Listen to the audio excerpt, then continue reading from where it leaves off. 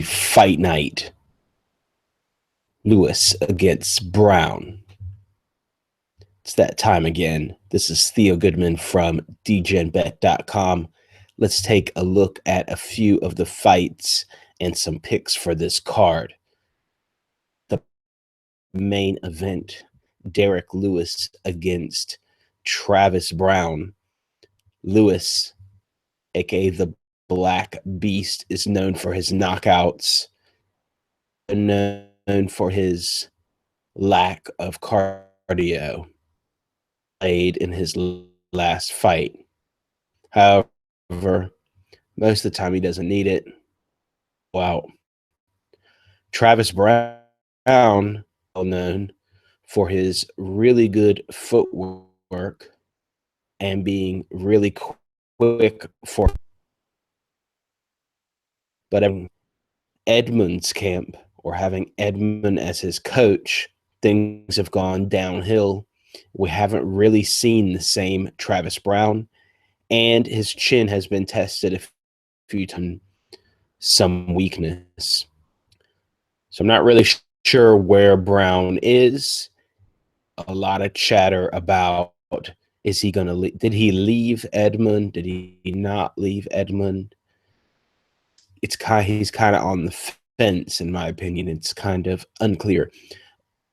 A full split from Edmund, then I would say, okay, maybe let's have a look at how maybe he's going to change his style back to the old way where he moved around more footwork. But no, he's at Black House, still his coach. And there was January, some articles, he left Edmund, and then he goes on a podcast and said, no, he didn't leave Edmund. Edmund is his coach. Edmund goes over to Black House. So it's just the camp is not at Edmund's. Edmund is still his coach. Well, that's not good.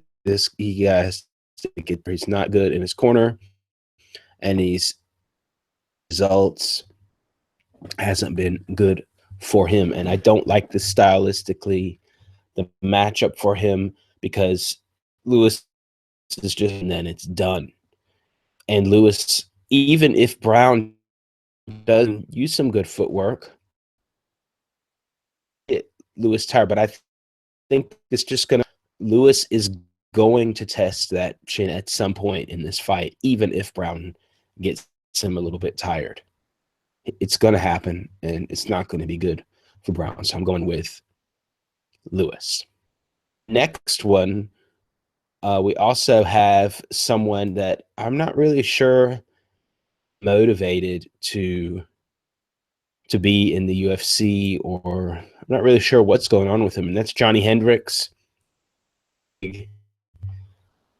Run, and but he just hasn't looked himself lately, missing weight a bunch of times, just not looking like his old self, like he used to look when he was knocking people out.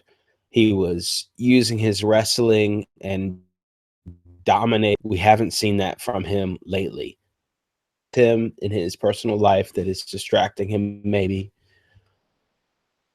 He did fight recently and lost, close decision, but yeah, he lost that one, I think. I don't disagree with the judge there. He didn't convince me that he is back and motivated. Lombard did lose to Dan Henderson. That was a freak knockout with a reverse elbow. Really weird stuff. But Lombard has some, as both these guys have, I think they're going to cancel each other out, each other in the wrestling department, see if one of them can get the upper hand. But I think that, and they both have knockout power, actually. So it should be a fun fight with Lombard. I think he gets the job done, whether that is not, knocking Hendricks's head off, or if that's about just beating him in the wrestling game. Lombard, and part of it is that I'm not convinced with Hendricks. That's it. And for For the last pick, I'm going to go down here to the women's division. We've got Carla Esparza against Ronda Marcos. Of course, this is in Canada, and Marcos, it does say country Iraq, but she does come out with the Canadian flag sometimes too. So it's kind of a home play for her. Carla Esparza, after losing to Johanna, I don't think she fought once. Let's check that out. I forgot her name. I'll be honest. I forgot who she fought. But what it was, as I watched that fight again, I just can't remember her name. And she didn't. Carla doesn't look like she likes kicks. So I think that Marcos is going to be able to hit her in the face, and Carla Esparza is not going to be able to deal with Marcos standing. And Marcos has a wrestling background. It's not like Marcos is some kind of slouch on the ground. She's not really great at jiu-jitsu, but she does have a wrestling background.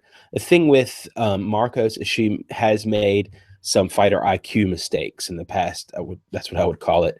You just wonder, what in the world is she doing? Why did she pull guard? She should just stay standing. Things like that. But as long as she keeps us standing, and I think she knows that she needs to do that against Carla, she's got a good chance, and you're getting really good odds here at 3.4, 3.45. Those are pretty nice odds for Ronda Marcos. And Ronda Marcos, although maybe technically top striker, because that's not really her background, she does have some power, and she is willing to take one to give one in Carla's face and give her some trouble. So I'm going to go with Ronda Marcos on this one.